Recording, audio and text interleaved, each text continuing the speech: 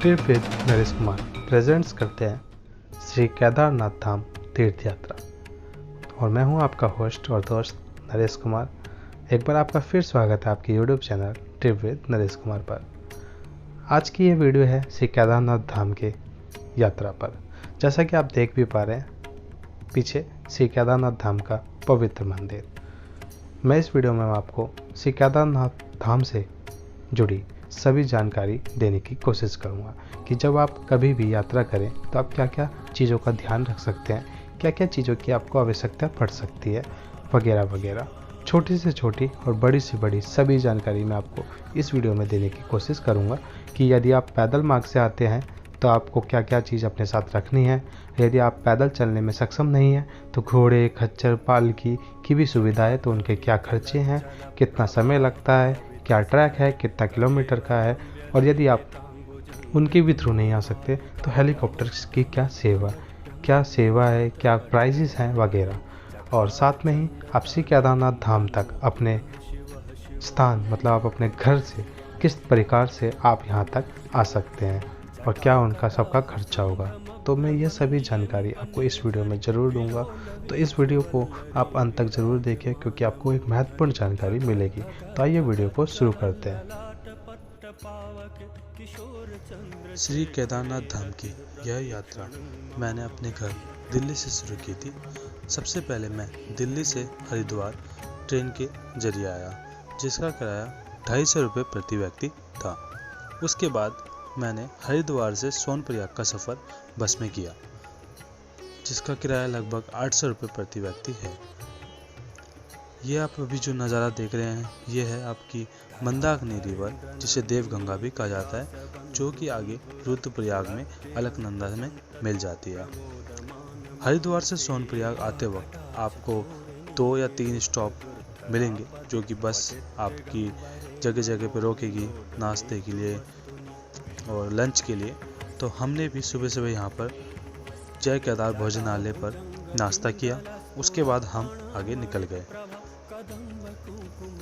जिस सफ़र में हमने बहुत ही खूबसूरत नज़ारों को देखा और हमारा मन मंत्रमुग्ध हो गया इन नज़ारों को देखकर। जिस समय मैं केदारनाथ धाम की यात्रा के लिए निकला था तब शुरुआती दिनों में ही, कुछ दिनों पहले ही केदारनाथ के कपाट खुले थे।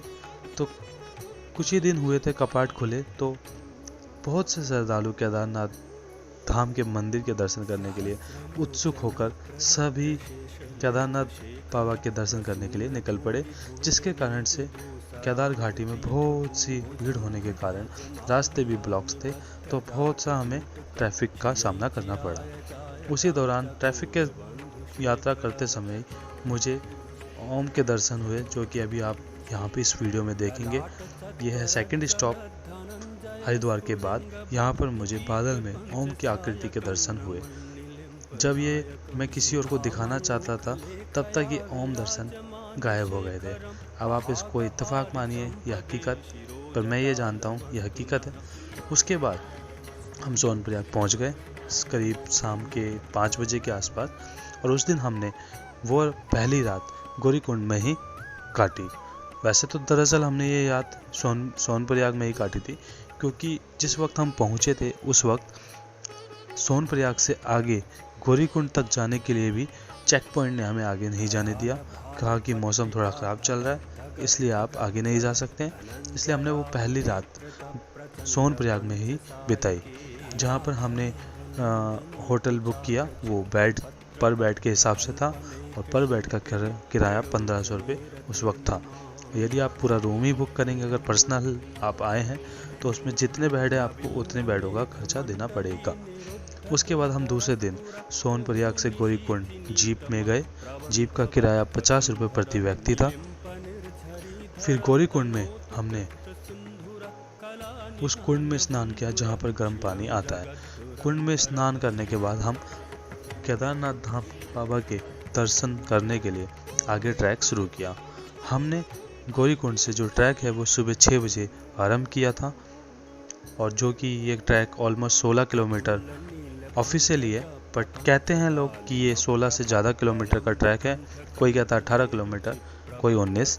तो कितना भी किलोमीटर का ट्रैक हो, अगर आपके मन में श्रद्धा है भगवान के प्रति तो आप कितने भी किलोमीटर के ट्रैक को आसानी से पार कर जाएंगे।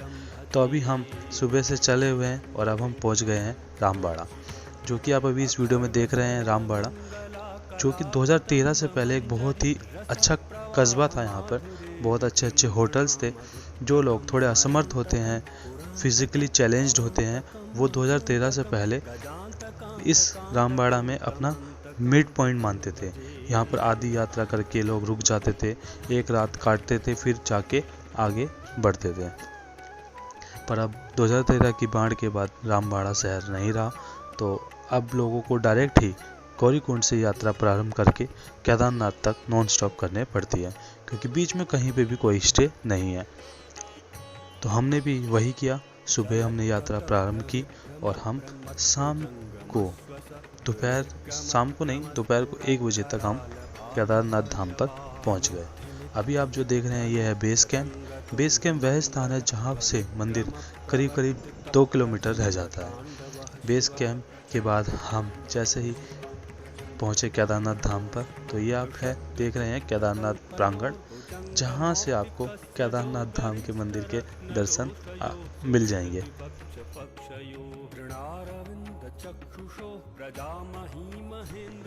मैं जैसे ही श्री केदारनाथ धाम के प्रांगण पर पहुंचा तो मुझे ऐसा लगा, जैसे कहते हैं ना कि कोई मेले में खो जाता है, तो मेले में खोने के बाद जब उसको पुनः उसके माँ बाप मिल पाते हैं तो उसको वो जो अनुभूति होती है, मुझे भी वैसी ही अनुभूति हुई। क्योंकि इस शरीर में इस मृत्यु लोक पर बेशक शारीरिक माता पिता तो कोई और है, पर जैसे कि आप सभी जानते हैं, पर सबके जगत पिता तो एक ही हैं, जिसे हम महादेव कहते हैं, जो देवों के भी देव हैं और इस पूरे जगत के पिता हैं, और जगत माता पार्वती माता। तो ऐसा लगा जैसे मुझे इस शारीरिक रूप से हटकर एक आत्मा के पिता मिल गए हैं। जो मुझे खुशी उस वक्त हो रही थी वो मैं शायद बयान ना कर पाऊँ आपको इस वीडियो में। वो खुशी की अनुभूति आपको तभी होगी जब आप श्री केदारनाथ बाबा के उस पावन धाम तक पहुँचेंगे। उस पावन धाम तक पहुँचेंगे वो भी पैदल मार्ग से। जब आप पूरी भक्ति के साथ पहुँचेंगे तो आपके मन में जो प्रसन्नता उज्जवल होगी, जो खुशी आपको मिलेगी उस वक्त, वो कोई भी बयान नहीं कर पाएगा। मैं भी अपनी खुशी इस वक्त आपको नहीं बता पा रहा हूँ, क्योंकि मैं खुशी वो मन में फील तो कर पा रहा हूँ, पर वो जुबान तक नहीं आ पाएगी। सिर्फ भगवान जान सकते हैं और मैं जान सकता हूँ कि उस वक्त मैं कितना प्रसन्न हूँ, कितना खुश हूँ कि भगवान ने मुझे अपने दर्शन के लिए केदारनाथ धाम तक उंगली पकड़कर मुझे बुलाया और मैं सही सलामत पहुँच चुका हूँ। इस बात की खुशी है। जिस मंदिर को मैं कभी वीडियो में देखा करता था, आज मैं उस मंदिर के प्रांगण में बैठा हूँ। सामने चंद्र उदय हो रहा है और शाम की आरती हो रही है मंदिर में। मैंने शाम के श्रृंगार दर्शन कर लिए हैं लाइन में लग के, और अभी हम जो प्रांगण में बैठे हैं वो शाम की आरती के लिए बैठे हैं। यहाँ पर श्री केदारनाथ धाम पर 7 बजे शाम की आरती प्रारंभ होती है, जिसमें आपको भी आरती के दर्शन करने को मिलेंगे। यहाँ पर सभी श्रद्धालु इस प्रांगण में इतनी खुशी, इतनी इच्छाओं के साथ बैठे हैं कि कोई तो यहाँ इच्छा मांगने आए हैं, कोई तो यहाँ कुछ लोग झोली फैला के आए हैं। तो उन्हीं सभी भक्तों के साथ मैं भी महादेव के सामने झोली फैला कर आया हूँ। कहते हैं इंसान के पास कुछ भी होता तो बहुत कुछ है। लोग कहते हैं हमारे पास बहुत कुछ है, पर आप कभी भी जब भी भगवान के धाम तक आए तो आप अपने अहम, अपने पैसे, इन सब को छोड़ कर आए। खाली हाथ आइए, भगवान से खुलकर मांगिए, क्योंकि जिस तरीके से एक पुत्र अपने पिता से उम्मीद लगा के बैठता है कि एक पिता ही हैं जो मुझे अच्छी राह दिखाएंगे, मेरे गलत करने पर मुझे सही चीज़ बताएंगे, उसी प्रकार मैंने भी महादेव के आगे मत्था टेका अपना और उनसे यही कामना की कि वो मुझे सही राह पर चलाएंगे और मेरे हर एक मुसीबत में वो मेरा साथ देंगे और मेरा परिवार का ख्याल रखेंगे। तो उन करोड़ों भक्तों की तरह मैं भी भगवान के सामने झोली फैला कर गया। उसके बाद मैंने शाम के दर्शन करने के बाद हमने नाइट स्टे किया केदारनाथ में ही। अब आप जो दर्शन देख रहे हैं वो है सुबह के दर्शन। जो अगली सुबह केदार घाटी में हुई उसका भी वर्णन मैं इस वीडियो में नहीं कर पाऊँगा, क्योंकि जो सूरज उस वक्त निकले और ऑलमोस्ट 7-8 डिग्री का टेम्परेचर चल रहा था मई के महीने में, और जिस रात मैंने यहाँ पे नाइट बिताई थी उस वक्त 2 से -1 डिग्री का टेम्परेचर चल रहा था। अभी आप केदारनाथ ज्योतिर्लिंग के दर्शन चारों तरफ से कर रहे हैं।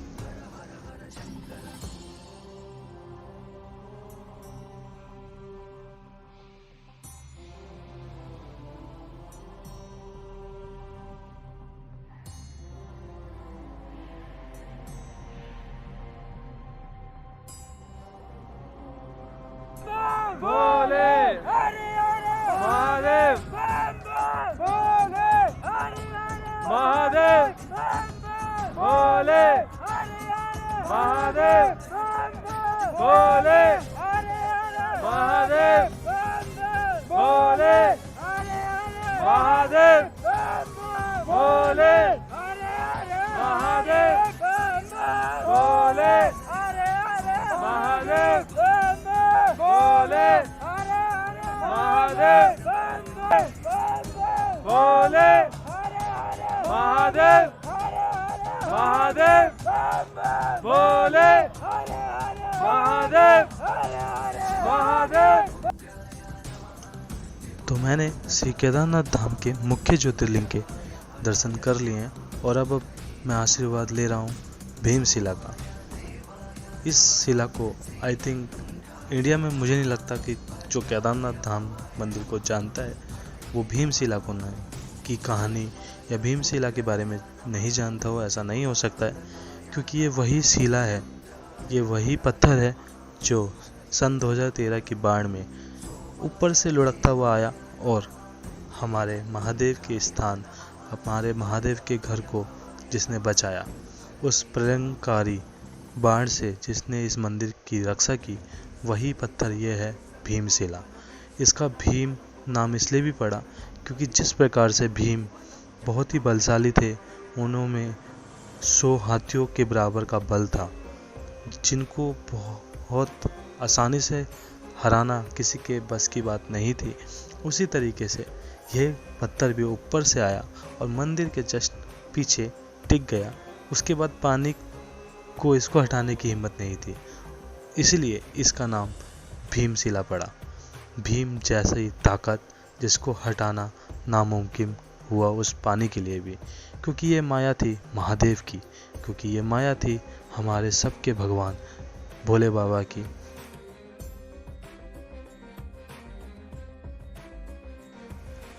भीमशिला के दर्शन करने के बाद अब हम जा रहे हैं श्री भैरवनाथ मंदिर। यदि आप केदारनाथ धाम पर आए हैं और आपने भोले बाबा के दर्शन कर लिए हैं, पर आप भैरव बाबा के दर्शन आपने नहीं किए हैं, तो हो सकता है कि यह आपकी यात्रा असफल मानी जाए, जैसा कि लोग कहते हैं, क्योंकि भैरव बाबा के दर्शन उतने ही आवश्यक है जितने कि महादेव के। क्योंकि महादेव भगवान ने भैरव बाबा को अपने हर एक धाम का कोतवाल बनाया है। कोतवाल यानी जो रक्षा करते हैं उस धाम की। तो भैरव बाबा यहाँ महाकाल बाबा के 12वें ज्योतिर्लिंग, जिसे केदारनाथ धाम कहा जाता है, उनकी रक्षा करते हैं। जब हम भैरव घाटी या भैरव मंदिर के लिए जा रहे थे तो वहीं बीच में एक कैंप था लगा हुआ था जो फ्री में चाय देते थे। तो हमने वहाँ पे सुबह सुबह चाय की चुस्की ली और एक अंकल से हमारी मुलाकात हुई जो कोलकाता से आए हुए थे। तो इनसे हमारी बोलचाल हुई, फिर हम भैरव मंदिर तक इन्हीं के साथ आगे गए। इनको थोड़ी सी चलने में दिक्कत परेशानी हो रही थी, इसी कारण से मैं इनका एक सहारा भी बना और मैंने अंकल जी को भैरव मंदिर तक मैं लेके गया, जिसका अंकल जी ने मुझे बहुत अच्छा आशीर्वाद भी दिया। तो दूसरों की भी मदद हमें करते रहनी चाहिए। जहां आपको लगे कि सामने वाला को हमारी आवश्यकता की ज़रूरत है, चाहे वो मांग रहा हो या ना रहा हो, पर अगर आपको लग रहा है कि सामने वाले को आवश्यकता की ज़रूरत है या शायद उसकी सिचुएशन से लग रहा है कि उसको आवश्यकता पड़ सकती है, तो आप उसके सहायक ज़रूर बनिए, चाहे वो जीवन के किसी भी मोड़ पर हो। आज मैं यहाँ पर बना तो वो भगवान की कृपा थी, भगवान की आशीर्वाद से था, क्योंकि इस धरती पर आए हुआ हर एक इंसान तो एक्चुअली एक निमित्त है, क्योंकि सभी के प्रति भगवान ने एक कार्य दे रखा है कि आपको ये कार्य करना है, आपको किसी का दुख का कारण बनना है, आपको किसी के सुख का कारण बनना है। तो सब कर्मों की माया है, इसलिए आप सभी, हम सभी निमित्त हैं। तो हम अब काल भैरव मंदिर पहुंच चुके हैं। यहाँ पर अब हम दर्शन करेंगे श्री काल भैरव भगवान के। यहाँ पर लोग पत्थरों की बिल्डिंगें भी बनाते हैं, जिन जिनकी जैसी मान्यता है कि यहाँ पर पत्थरों की बिल्डिंग बनाने से लोगों की घर की कामना पूरी होती है। अब आप दर्शन कर रहे हैं श्री काल भैरव भगवान के, मतलब भैरव बाबा के। यह है भैरव घाटी। यहाँ से आप केदार बाबा मंदिर से भी थोड़ी ऊंचाई पर आते हैं। यहाँ से आपको पूरी केदार घाटी के दर्शन बहुत अच्छे से हो जाएंगे। तो आप जब भी केदारनाथ आइए तो आप भैरव बाबा मंदिर तक ज़रूर आइए, क्योंकि ये एक आवश्यक भी है आपके लिए दर्शन करना। तो आप बहुत ही खूबसूरत नज़ारे का आप दर्शन कर रहे हैं भैरव बाबा मंदिर की ओर से। और यहाँ सामने आप देख रहे होंगे, यहाँ से अगर आप खड़े होंगे तो आपको अपने केदार बाबा के दर्शन भी मिलेंगे। और सामने ग्लेशियर और ऊंची ऊंची ये चोटियाँ, तो आप आनंद लीजिए इन सभी दृश्यों के।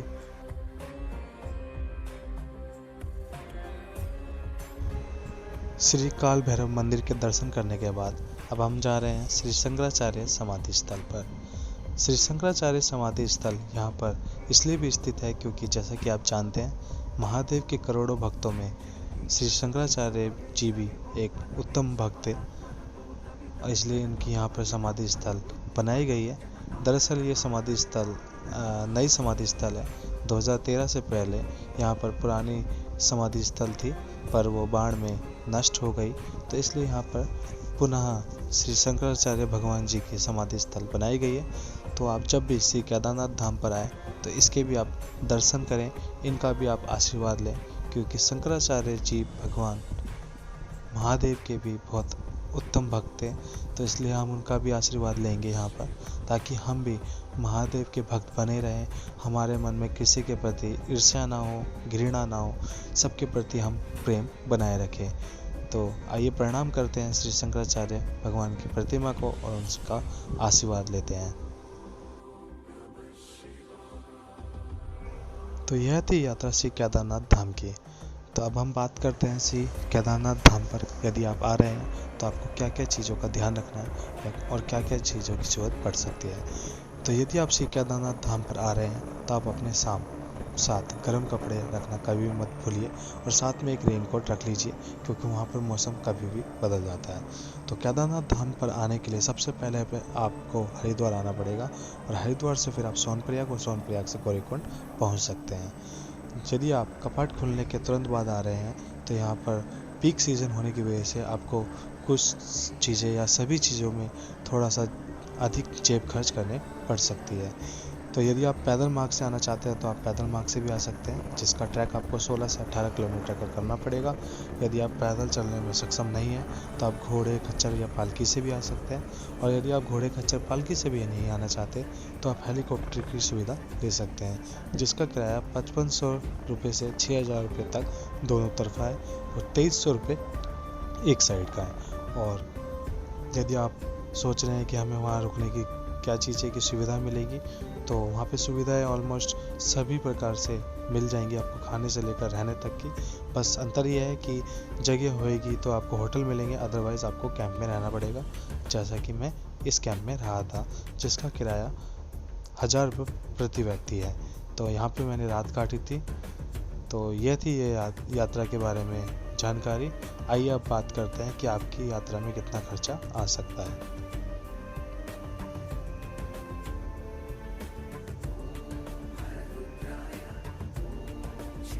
तो आपकी यात्रा में इस प्रकार से खर्चा आएगा, जिसका टोटल खर्चा प्रति व्यक्ति 6200 बनेगा। तो वीडियो को अंत तक देखने के लिए धन्यवाद। जय हिंद, जय भारत।